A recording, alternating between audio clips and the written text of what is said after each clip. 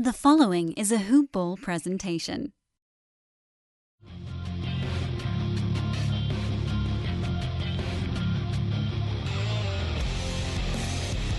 Welcome to the Fantasy NBA Today podcast.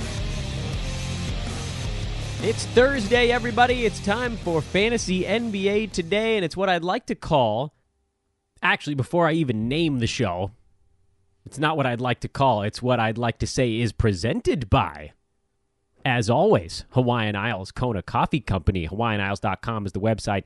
Search for Hawaiian Isles on Amazon.com if you want to get their stuff immediately. You can get it Prime, Amazon Prime. You can get that bad boy fired to your doorstep in a box in 2 days. $8 for Amazon's choice. Hawaiian Isles Kona Coffee Company. Check it out right now at HI Kona Coffee on Twitter. We love those guys. We love their product. We love the partnership that's building. So please do take a moment here before we even get into the podcast. Pause me and go check them out. And now I can tell you, today is what I'd like to call an all business Fantasy NBA Today. You guys know that lately you're getting more Dan solo pods as we work on additional projects over here at Hoop Ball behind the scenes. And so sometimes the shows are going to be all business. That means shorter podcasts, straight to the point, not a big deep dive discussion on every single show. Sometimes it's important is just going through the numbers because it's a big time for guys surfacing right now. This is a really interesting stretch. It doesn't always work like this. End of January, this is kind of a dog days time of the year. So it's a little bit weird to see what we're seeing right now, which is a lot of kind of pre-trade deadline, some injury related, some rebuild related, but there are guys popping up in big number right now. And we got to get on them, and we got to decide which ones we want the most. Although I will point out, before we even get into anything, that a lot of you guys like to sort of bang things around in your dome for long stretches of time, when in fact, you're going to be in okay shape regardless. For instance, I will take the example of somebody asking me on Twitter, should I pick up Mitchell Robinson or should I pick up Jonathan Isaac? I would probably go Mitchell Robinson because based on what we saw tonight, it's pretty clear that they're just going to give him the keys to go crazy until he fouls out, and he fouled out again in 17 and a half minutes. Whereas with Jonathan Isaac, who now is 2 strong games in a row into whatever this might be, I don't know if he could just disappear again. But we saw flashes of it, man. Flashes of it. They are starting to emerge. But you could pick up either one of those guys, and I think you'd be feeling great a couple weeks from now. So I'm going to start the show by saying don't stress about that stuff. But a big day of injuries on Wednesday, a line filled with colossal numbers from guys like James Harden et al. And now we got to try to filter through some of that stuff. Figure out what's actually going to stick. Which of these things is for real? Which of these things we can put in our pockets for the future? And which of these things are a little bit more fleeting? I'm Dan Besbris, at Dan Besbris on Twitter. No guest on today's show, so you just got me for the next 30 or 40 minutes. It's going to be, as I mentioned, a little bit more of a business-like show, and here's how we're going to plot our way through it. Number one, I want to first thank everybody who jumped into our DFS contest yesterday. We filled the room. Love it. Yes, I clapped on air again. I'm clapping a bunch of times on air because you guys have me so freaking excited about this thing. It's the first time we've ever filled the full 100-person room ever in the history of Hoop Ball. And admittedly, our history is not a storied one. We've only been around for a couple of years. Although I will say, I think in those couple of years, we've become somewhat storied. But we've never filled the 100-person room before. As you may recall, and this is considered bad marketing, but I'm going to do it anyway. So apologies to those who are going to dislike the fact that I'm clowning on my own website. I work for Hoop Ball. I am the assistant manager at Hoop Ball. I love everything we do, but our DFS success last year was negligible. We had a couple of these rooms, and nobody really cared. And this year, you guys are pouring in to our DFS game, and it's so awesome. So thank you. I think our high last year was like 8. And the last 3 weeks, we have 98, 96, and now 100 maxed out. So we'll talk to DraftKings. We'll see if we can get that room upgraded in size, see if we can get up to 125 or even 150, which, by the way, would make it the best possible time to hop in because it'll either be bigger prizes for the top 20 or $15 for a top 30. And what if we only have 110 people next week? That means you'd have the best odds of winning at any point, right? What you want to do is get in the contest right when it clears the threshold into the next room size. But anyway, we'll talk about that when we get there. All I really wanted to say was thank you to everybody that got in on contest. If you're thinking about joining up, we'll obviously let you know when the next one comes around, and you can get on our email list. And I say that, and I know your first thought is, I don't want any more junk mail. I send out one. I'm holding up one finger at my computer screen like you guys can see me right now. I send out one email per week to those on the DFS mailing list. And the email says, the room is open. And gives you the specs, $3 buy-in, top 10, top 20, top 30, whatever it is kind of thing. That's it. So if you're worried about junk mail, don't be. This is a special side email list just for the DFS rooms. That's number 1 on the list. Number 2 on the list is a crazy number of revenge games from Wednesday night. We're going to profile some of those, what went right, what went wrong, and why. Number 3 is all the insane box scores from Wednesday. And I know that we have a show called The Box Score Breakdown, and Neil and Adrian are just absolute kings among serfs in breaking down box scores, and their show is already out. It was out 12 hours ago. So why in the hell would you want to hear my take? Because this is the time of year where having more voices on a box score is not a bad thing. This is a pivotal moment with massive injuries. Victor Oladipo, who very well might be done for the season after an injury yesterday. Huge, huge news. Jonathan Isaac's emergence is massive, massive news coming out of yesterday's box scores. The Clippers, Patrick Beverley unable to sustain it. Not massive news, but that's a thing we're going to talk about. The Heat, we're going to talk about the Heat. They changed their starting lineup and might have actually made a little bit of, I don't want to say noise, but maybe some sense getting shaken into Miami. They only went 9 deep in that game against the Clippers. Houston, or should I say the Hardenaires, and Kenneth Faried, Mitchell Robinson, not Enes Kanter, who didn't see the floor in yesterday's ball game. The Atlanta Hawks with Taurean Prince getting back into the mix. The Memphis Grizzlies, are they about to blow this thing up?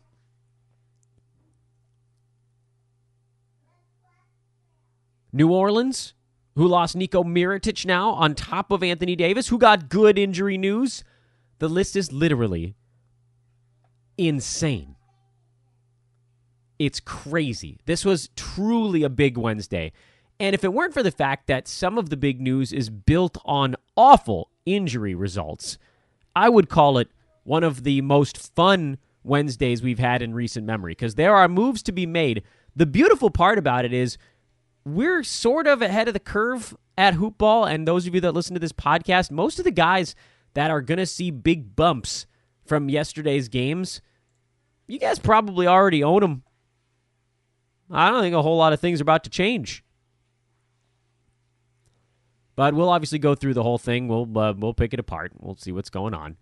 And we will begin with the early one. I mean, this was crazy. This was nuts. I mean, I made moves yesterday before certain things happened, and then other things shook out.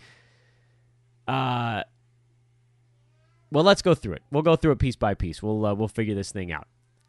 Game number 1 on the docket. Toronto at Indiana. Indy on revenge, favored by 6, and then lost Victor Oladipo in the second quarter to a bad knee injury. We never really got a look at it, but he went down, and the trainer immediately covered his leg with a towel.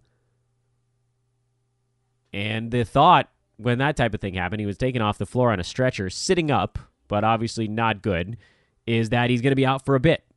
What is a bit? Is it a month? Is it the rest of the season? Obviously, those two different results could lead to two very different directions here. But immediately you saw Tyreke Evans' minutes spike. Corey Joseph's minutes went up as well, but he doesn't have the fantasy profile of Tyreke. So to me, while Evans didn't necessarily have that big of a ball game, if he's playing 27 minutes on a night-to-night basis, he needs to be on a fantasy team. Somehow. I don't know how you get him on your team, but you probably have to do it. He'd actually been playing relatively well of late.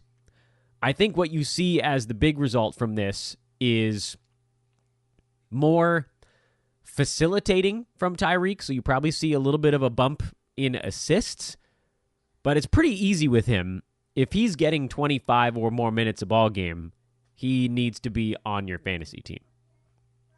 Simple as that. I don't think you're picking up Corey Joseph. I think if you have Darren Collison, which you should, if he was ever available in your league, he should have been picked up and owned. He's been way too good to be sitting on waiver wires for a long time now.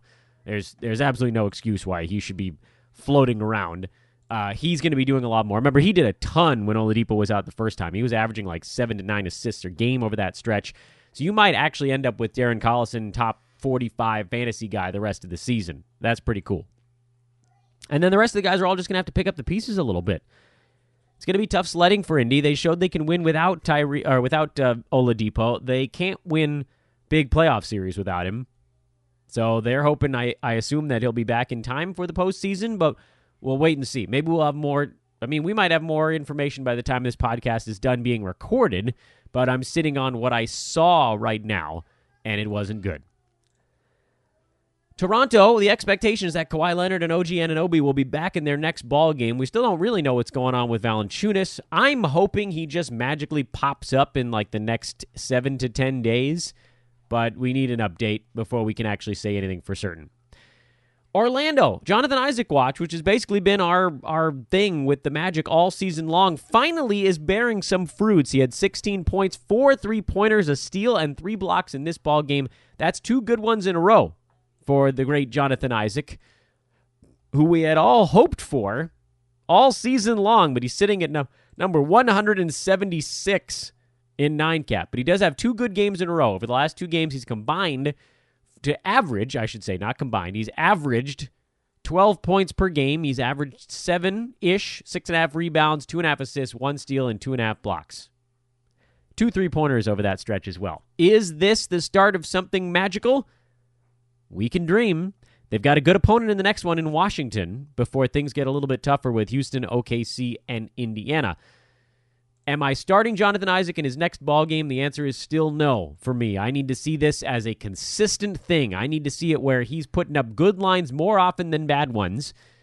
2 in a row is a fantastic sign. He's not particularly available in fantasy leagues outside of probably points formats.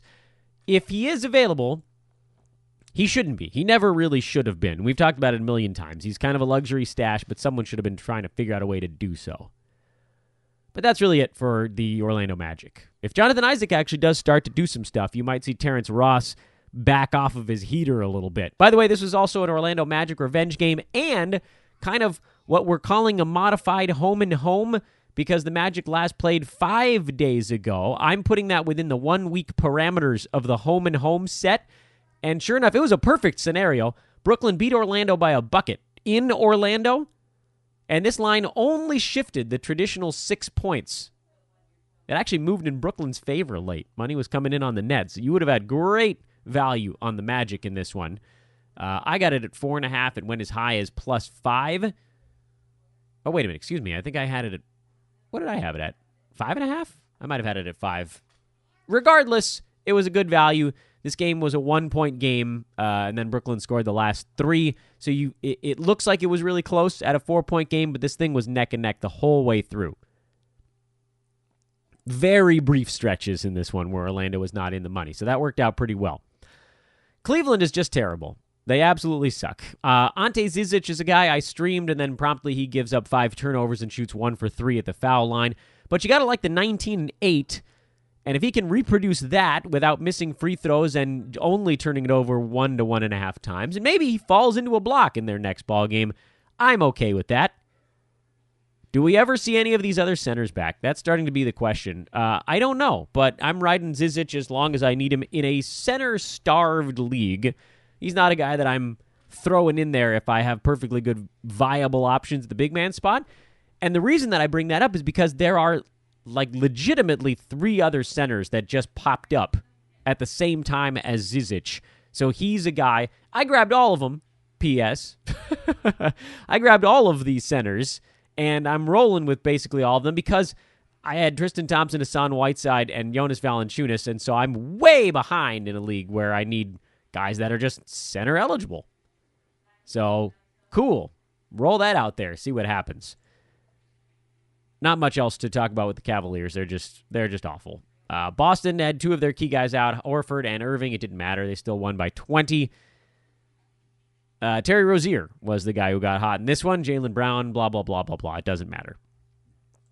The Clippers on revenge in Miami. This was the one where I went the biggest on yesterday's card, and it worked out. The Clippers lost, remember, they lost big to Miami at their place, so you knew they were going to come out guns blazing in this one. Clippers side, Patrick Beverley played 34 minutes. He couldn't keep up his torrid pace of scoring. He did have 6 boards, 2 assists, and a steal, but you were obviously hoping for more of that. And this is the problem with the Clippers. They have a lot of options. It's hard to predict who's going to be good on a night-to-night basis. I really hope Patrick Beverley can ratchet it back up again. I'm not super confident that he will, but you guys know I love Old Man Bev. He was on the Old Man squad, and he has the ability to rebound, assist, and get defensive stats, and those are some of my favorite things to get out of a point guard. The more interesting story from this game is Miami, who switched up their starting lineup to get Tyler Johnson back in there, James Johnson back in there, and rotated, who the hell came out of the starting lineup? Rodney Magruder came out of the starting lineup. I knew I had this thing on the tip of my tongue. I think James Johnson might have been in there a week ago. He was dealing with migraines or an illness or something, so he wasn't the big switch. The big switch was Tyler Johnson for Rodney Magruder. It didn't change the outcome of the ball game, but Tyler Johnson has the ability to post some kind of fantasy value if he's actually going to see 35 minutes a ball game. This was unusual. We saw the starters for heavy minutes for Miami in this one, presumably because the bench was getting their butts kicked. But Derek Jones Jr. is 11 minutes. This is sort of what we warned you about. Adebayo had 8 and 7, but he only played 15 and a half minutes and picked up 5 fouls. Hassan Whiteside had one of his rare big ones, 22 and 16. Josh Richardson, he's always the safe play. What I'd like to know, and we'll get an idea of what the plan is for Miami soon enough. Their next ball game is on Friday. They play in Cleveland, so that one would assume would be a win for the Heat.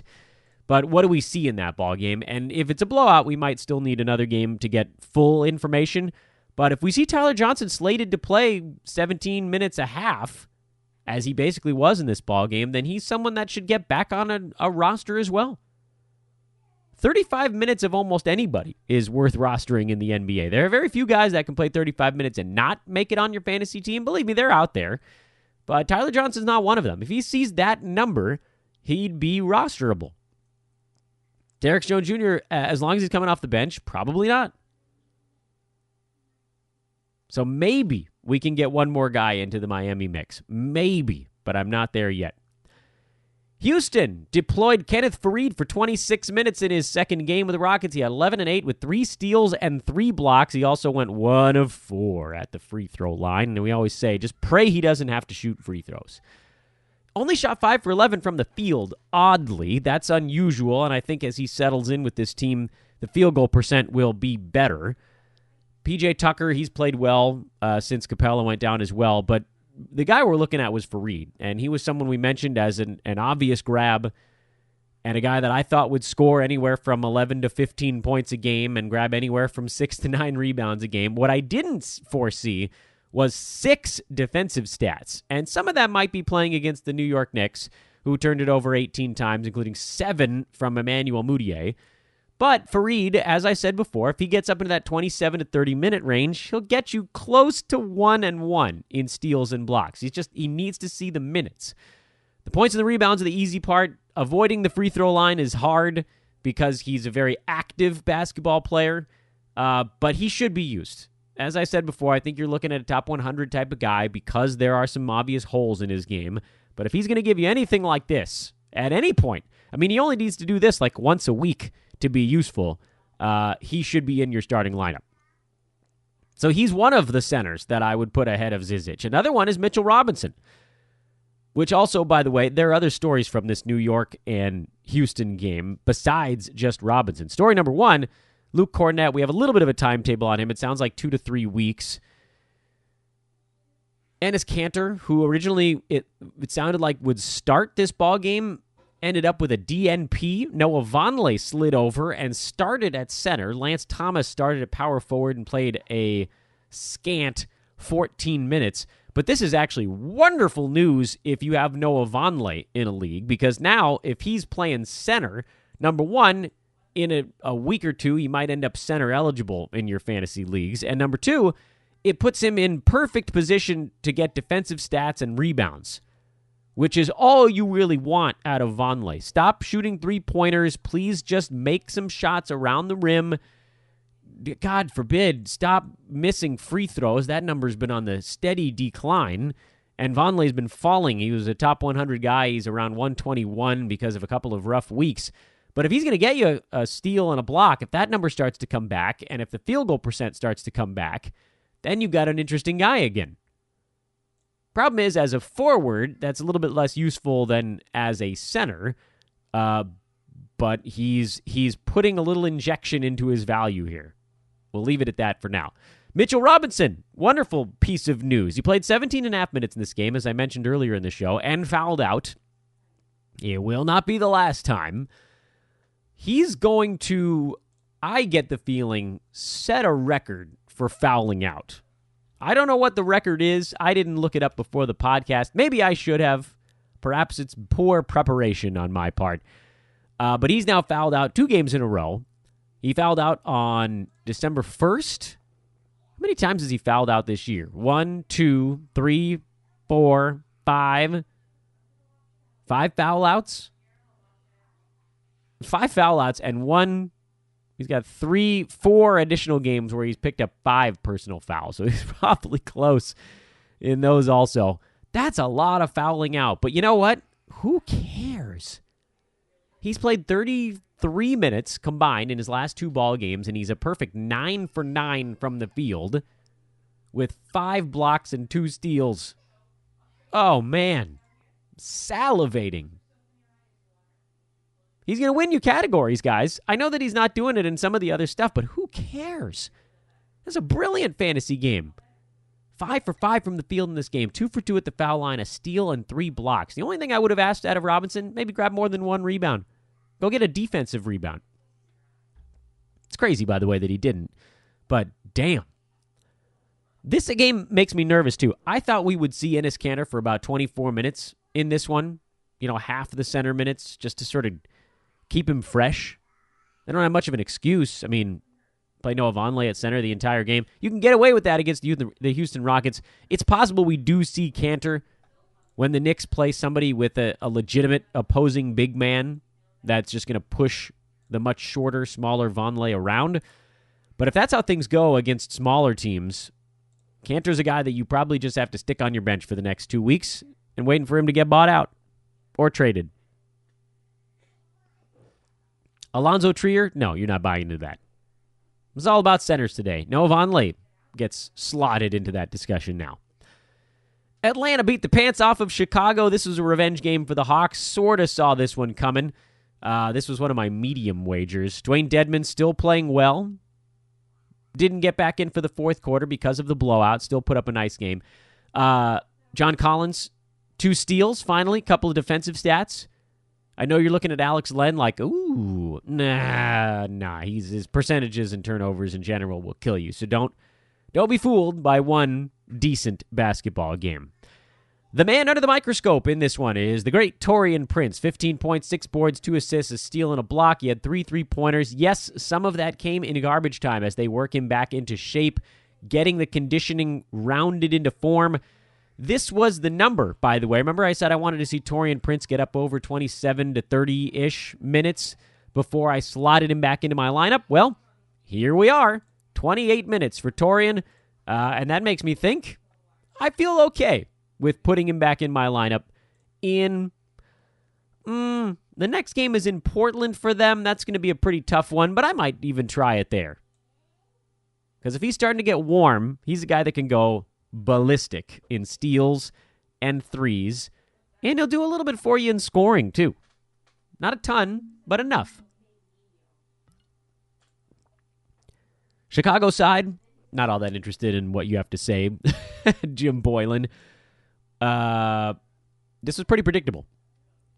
Bobby Portis chucking away in his 33 minutes. Chris Dunn played well. That was nice to see. Zach LaVine got a bunch of shots up. So did Lauri Markkanen. They're bad, man.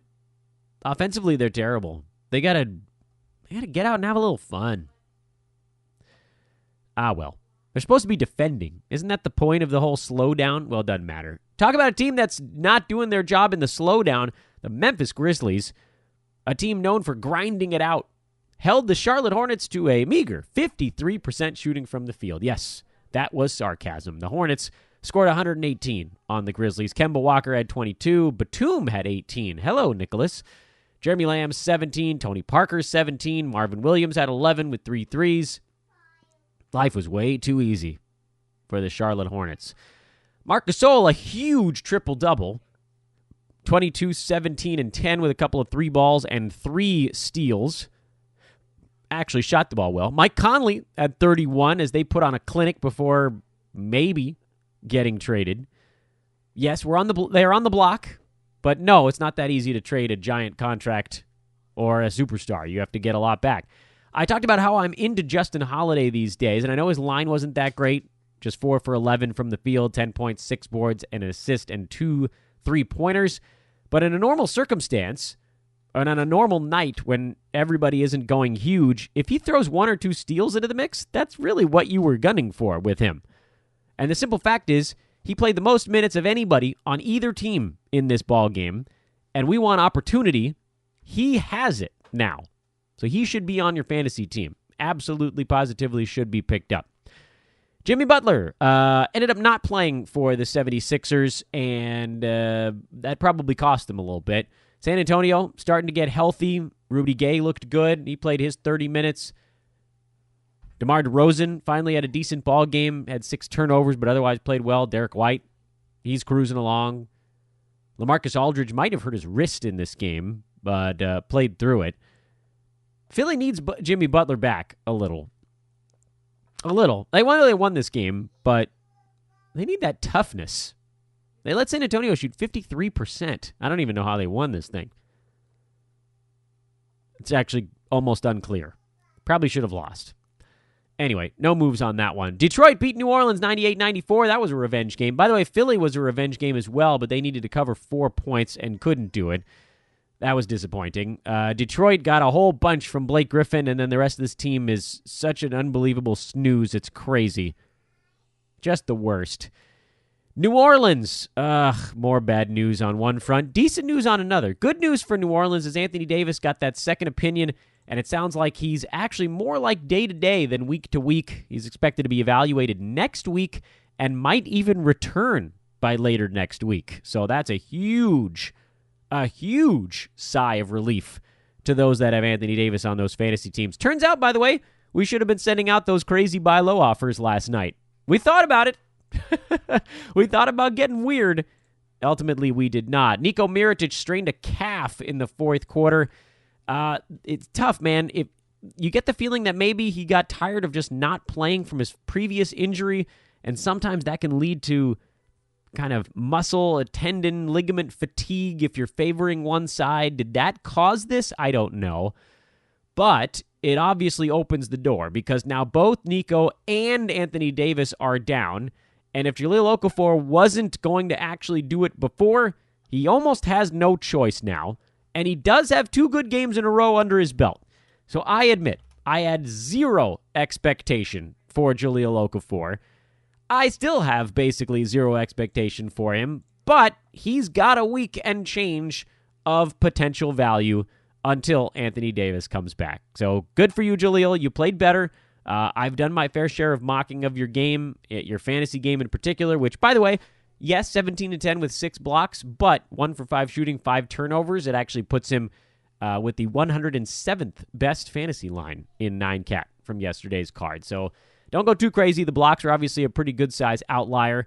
But again, if you're considering a guy like Ante Zizic for the next week, I think I'd probably go Okafor over Zizic just because he's a little bit older. Games will be a little more competitive.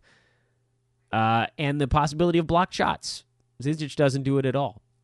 The real winners in all this are Julius Randle and Drew Holiday, just from a you guys are going to have to do a lot standpoint for a flailing New Orleans Pelicans team that might not even be in playoff contention by the time Anthony Davis comes back next week. I kid, sort of. Am I kidding? Is he kidding, as the expression goes? Is he joking? Derek Favors and Mason Plumlee got ejected in the late one, and, nothing really changes. Good to see Ricky Rubio start to get his feet back underneath him. This was a hotly contested one. There were no big surprises on either side. We didn't expect big surprises on either side, so not much there from a fantasy standpoint. Fun Wednesday, though, man. I wish it weren't partly because of massive injuries, but so many intriguing fantasy players to consider throwing onto your team, depending on team lead right now, because some of them are, 2 to 4 week fill-ins. Like Kenneth Faried, he could be very fun for a month, but you have to realize there's a timestamp on it, and that timestamp is shaped like Clint Capella. It actually has a little hair birthmark on the timestamp, a little gold hair. That's not funny. That's a stupid joke. Clint Capella has a thing in his hair. That's the joke. You got Zizic as a thing. You've got Mitchell Robinson as a thing. You've got, by the way, this bodes really well for Luke Cornett when he comes back, that they won't even play Canner when he's out. They're basically putting a seat filler in Cornett's spot. This is like the Oscars. Those are coming up soon, right? So we'll make an Oscars reference. Luke Cornett is rocking the bow tie, man. He's nominated, and he had to get up and take a deuce in the middle of the Oscars, so they just send a dude down wearing a nice suit to sit in his spot until he gets back. No, you don't get to go up if you win, guy in suit. You just sit there. Look pretty. That's effectively what they've done now with Luke Cornett. So it does seem like this lends itself to the Luke Cornett will start when he comes back. Mitchell Robinson's going to come off the bench and play until he picks up 3 fouls in the first half, and then they'll do it again in the second half. If you can afford to stash him, you probably should. Although right now, man, with this many guys available and interesting and worth owning on your fantasy team, I don't even know how you convince yourself to stash somebody. There's so many cool, you got to have Kenneth Faried. He's got to be above that other guys. Who were we just talking about? Luke Cornett. He needs to be on your team. How can you convince yourself to squat on a dude right now? There's too many insane possibilities floating around on the wall. Jonathan Isaac. Guys that are playing right now. Get him on your fantasy team. That's crazy. I love it. What a magical time this has turned out to be. We certainly wish Victor Oladipo the best in his recovery from whatever this injury turns out to be. It's, again, did not look good. Next thing on the docket, wanted to talk about the Thursday card, and then we'll get into the sports betting side of things a little bit. Short card on the Thursday. It's nice, a little break after this massive Wednesday. New Orleans is in Oklahoma City on a back-to-back. They're catching 12. Warriors laying 9 on the road against the resurgent Washington Wizards. Portland and Phoenix, the matchup we've all been waiting for. And then Minnesota in Los Angeles to take on the Lakers, who may or may not have Rajon Rondo back for this game. No LeBron James yet. From a fantasy standpoint, you're obviously watching to see if Jahlil Okafor can keep it up against a competent big man like Steven Adams. That's worth watching, certainly. And does anyone else have to do something for the Pelicans over the next couple of days with Mirotic out now as well? Warriors and Boogie Cousins is something to see. How many minutes is he going to take? Washington, we're starting to get a pretty good idea of what they are at this point. Thomas Satoransky playing well. Beal, Ariza, Porter, a little bit of Thomas Bryant. This is a tough matchup for Bryant. Boogie and the Warriors in this ball game. Do they go small? Do we see Jeff Green see a few more minutes? That's a tough one, too. Draymond Green, Jeff Green, that is not a matchup I really want. At least maybe throw a bigger guy out there and see what he can do if the Warriors happen to go small at some point. Portland, we're watching Mo Harkless. How many minutes does he get in a non-back-to-back situation? Dame Lillard, by the way, on the injury report with a hand contusion, and he might sit this one out. Remember, it's Phoenix. Although, the second you start taking a team for granted, that's when you slip, and they need these wins. Everybody needs wins out west. Phoenix, everybody's questionable. TJ Warren, probably out. Rashawn Holmes, DeAndre Ayton, both questionable for this ball game. They could certainly use one of those two guys, especially if they think they're going to compete at all. It's also a revenge game, by the way, for Phoenix and Washington. They each lost by 22 to their particular opponent earlier in the season. Not my favorite revenge games. With as good as the Warriors are, they're playing really well lately. Phoenix is playing particularly bad lately as they go into kind of a semi-tank. I don't know if they have the pride right now to try to avenge a loss to the Blazers from earlier in the year. Minnesota and Los Angeles, Jeff Teague, whether he's questionable for this ball game, I don't know what the heck's going on with that dude's ankle. It seems like it's going to be maintenance stuff, but I would expect Derrick Rose to have a really nice ball game at Staples. It's a place where guys like to go big, spotlight on you a little bit. And then with the Lakers, if Rondo is back, not only what does that mean for Rondo? That's the obvious question. The secondary question, the corollary, what does that mean for JaVale McGee, who has missed LeBron and Rondo like nobody's business because he just had no chemistry at all with Lonzo Ball? None. The passes were in the wrong place at the wrong time. They looked like they hadn't played together enough with Lonzo as the premier point guard on the team. And that's, to no fault of Lonzo or JaVale. He's just a guy, as an older rim runner, lob guy, where they didn't have that chemistry that a guy like Rondo, he's been around long enough, he just sort of gets it. You can pick it up from watching video and things like that, and you could see it earlier in the year. You were getting McGee so many jams, and against a Minnesota puff pastry defense, this would be a wonderful time to get McGee back more involved on the offensive side of the ball. I think I'm throwing him out there just to see what happens. I bet he gets a couple of blocks on some clown like Andrew Wiggins in this one.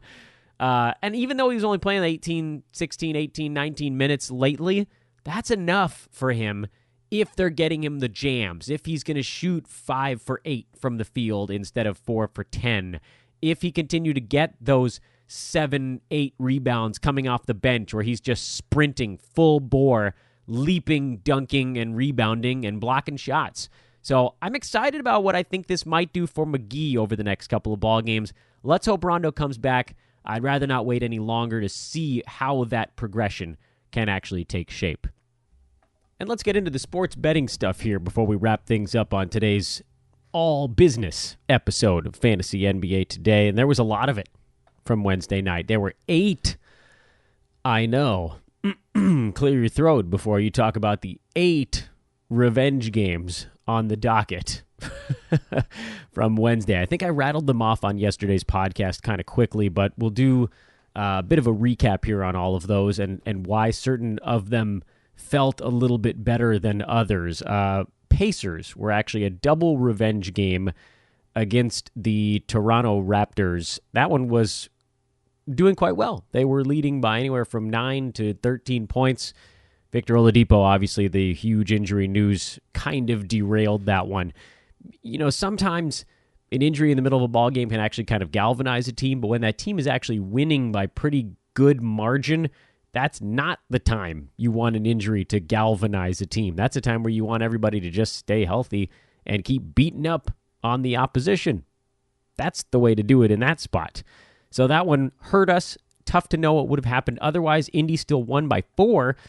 So in my mind, if someone said to you, okay, Oladipo's not going to be playing in this game, Pacers would not have been favored by 6.5. That line probably comes down to about 4.5.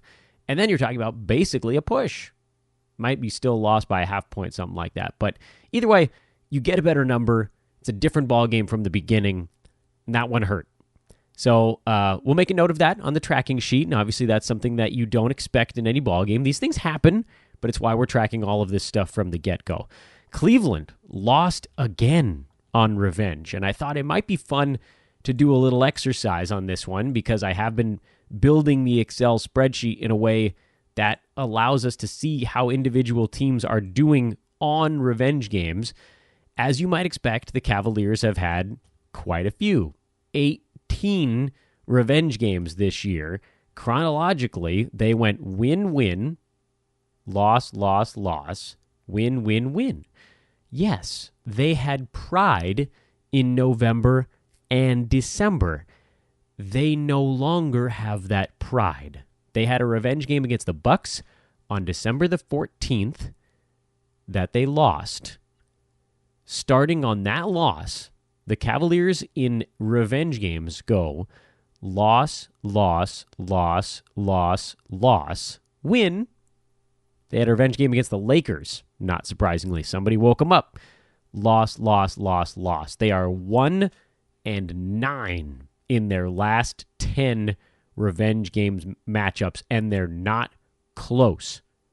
They're not close. The only game among those where they played enough to win was against the Lakers. It's a really interesting phenomenon because early in the year, it seems like they actually felt like they had something to play for. You can see it in the numbers now.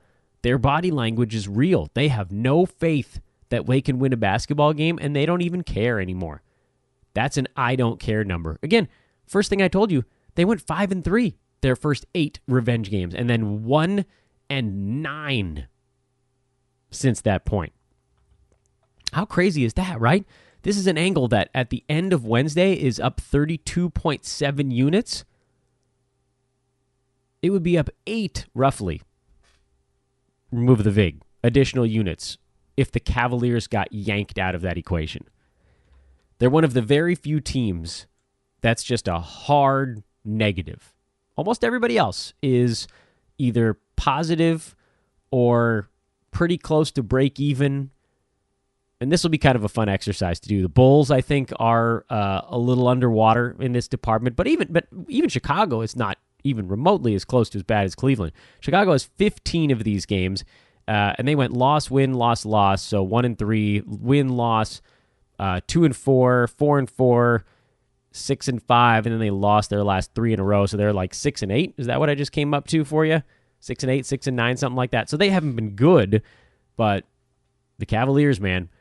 And it's giving us an example here that sometimes the very worst teams, the ones that have nothing to play for and no confidence, are the teams we can probably pull out of this angle and save ourselves some losses in an angle that, by the way, is already dominating. I said I wasn't going to get sidetracked. I said it was all business. Orlando, that was kind of a home and home, 5-day spread between games against Brooklyn. They covered. Detroit avenged a loss to New Orleans. They got beat up by the Pelicans earlier this year. Philly, this is one where I think we learned a little bit of a lesson. If there's a bunch of guys on a team that are all game time decisions, maybe you wait. Maybe you don't even bet that one. Maybe we just keep tracking it, but don't put any of our actual money. Lesson learned there. Clippers, that was an easy one. That's the one I should have put my life savings on. They got clobbered by Miami at home. Miami sucks. Clippers went in there as a 5.5-point underdog and just beat them easily. They were down in the second quarter, and then they just ran them. And Atlanta, revenge game against Chicago, because Atlanta cares. Weird twist. Oh, and Utah covering against Denver. That was a good one. Nice divisional game, hard fought, tiny bit of value on that Jazz side. And there you go. 2 revenge games on the docket on the Thursday card. The Phoenix Suns, the Blazers. They got the Blazers. The Wizards and the Warriors. The Wizards are on revenge as well. If you're curious, by the way, if you're wondering how some of these other teams have done on revenge, well, we can tell you the Wizards have actually been pretty decent on revenge this year. 3 losses, 1, 2, 3, 4, 5, 6, 7, 8 wins so far. 8-3 on revenge, Washington, to this point in the season, including their last 3 in a row. Double revenge covers against the Sixers, the Raptors, and the Pistons. Actually, their last loss was a single revenge against the Sixers, and they played them the next day, and they beat them. This will be an interesting one, though. Warriors are coming on strong these days. Phoenix Suns, yes, as you might expect, they have a lot of revenge games. They've had 18 The 19th will be against the Blazers. The Suns have been pretty close to a break-even proposition in these wagers. Phoenix actually 9-7 with a push over their previous 17. I feel like I may have miscounted that. Didn't I just say they were 18? Well, either way, I got close. I must have skipped over one. Regardless, it's somewhere very close to break-even, give or take one win. I don't know where, or one loss. I don't know where I missed it. 1, 2, 3, 4, 5. 8 losses? Did I say 7? Make it 9-8 with a push. So Suns, believe it or not, for all the terrible games they've put together this year, have actually been pretty close to break even on revenge. Does that mean that they have pride? Well, I don't know. They've lost 2 of their last 3 revenge games, the very recent ones, over the last week and a half, after they had won 2 in a row. Do you want to bet them? Wizards seem like the better one, but what do we know? We got to keep tracking. And that's your All Business Thursday, with, by the way, a subtle homage to what we've learned so far in revenge betting. Coming up tomorrow, we'll wrap up the week here on Fantasy NBA Today. Recorded pod coming with Aaron Bruski. So if you have anything that's burning a hole in your brain that you don't think we're going to talk about, feel free to tweet it at us, at Aaron Bruski, at Dan Besbris. But you know me, I'm going to come up with all the big storylines of the week. So nothing, no stone, good friends, will go unturned. Once again, big thank you to everybody for checking out the DFS contest. Remember, if you won it or got second place, let us know so we can send you your bonus prizes. First place, remember, gets that Hoopball t-shirt. Second place gets the Hawaiian Isles Kona Coffee Company gift bag. Oh, yes, you get a sweet gift bag from our boys at HI Kona Coffee. Let us know where we can send it. You can find me on Twitter, and then we can direct message or something of that sort. Again, I am Dan Besbris. This is Fantasy NBA Today. Have a wonderful Thursday, everybody. Low traffic NBA night. We'll talk to you tomorrow.